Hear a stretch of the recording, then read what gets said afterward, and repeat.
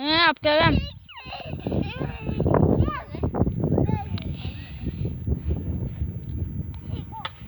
O'sha chelakga olib kirib, onlar chelakni olib chiqib, qiz chelakka olib kelib qo'yib basmas.